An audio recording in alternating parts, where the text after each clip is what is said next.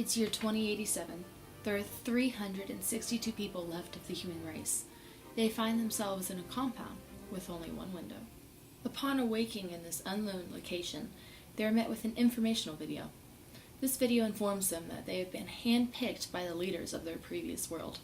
It explains to them that their governments were privy to information that an asteroid was headed towards Earth.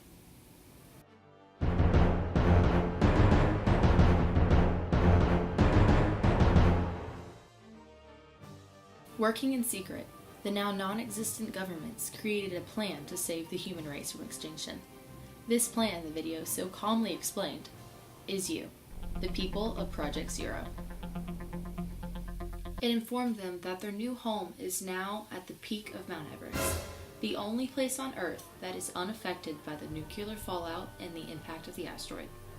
The video went on to describe that the reason they were picked was they collectively represented the smartest, most diverse, and sound-minded people each nation had to offer. It explained how each of the survivors were assigned designated jobs that they had some sort of background in, and to one, ensure they could successfully do these jobs, but two, ensure that they could effectively contribute to their new society. Some of these jobs included vertical farming, like seen here. During the video, they also learned of the current state of the rest of the world, which was nothing. The initial impact of the asteroid wiped out about 70% of the world, causing all the nuclear reactor plants to explode, leading to a mass nuclear fallout, killing off whatever happened to survive, along with the chance of any life on Earth for the next 563 years. Upon waking up to this life-altering information, the initial 362 occupants dropped to about 337 after many violent encounters during the mass hysteria and initial shock of the information. Since the occupants of this compound came from many different countries, they all spoke many different languages. To overcome this, the governments of the previous world created a language acquisition pill. This pill enhanced someone's ability to learn new languages at a faster rate so they could better understand each other and communicate. Fast forward 63 days. What's left of the human race has learned to function as a halfway decent society. Upon exploring this new compound, they find detailed handbooks on how to learn how to use this futuristic technology. As a group, they have collectively elected James B. Gordon as their president. President Gordon oversees all of the compound's day-to-day operations and rations, making sure they can effectively sustain themselves.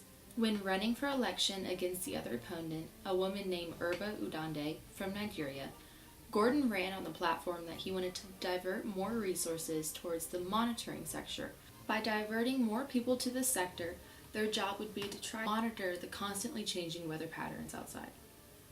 Throughout these long 659 years, 3 months, and 18 days, the smallest society on Earth, and also the only society on Earth, incurred many ups and downs to say the least. They established a presidential system in the beginning which carried till about the 114th year in the compound.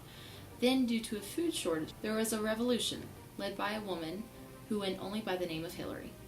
She set in place a cruel dictatorship that almost ended the human race until she was brought down by the Redcoats, who were, yes, inspired by the history books. The Redcoats brought around a socialist community that lasted for an astonishing 204 years, until another revolution restored the long-forgotten democracy to its rightful status. The compound and its people remained under this democracy until the day had finally come. The day that the scientists of the old world predicted they could step outside. The now 520 people surviving in the compound, strapped with gas masks and 2 months' worth of rations, opened the window. They stepped onto the snow for the first time in generations. They looked around to find what looked like a TV and snow machines. They suddenly heard a woman's voice come over what sounded like a loudspeaker. She calmly said, "Hello, Project Zero, we've been expecting you."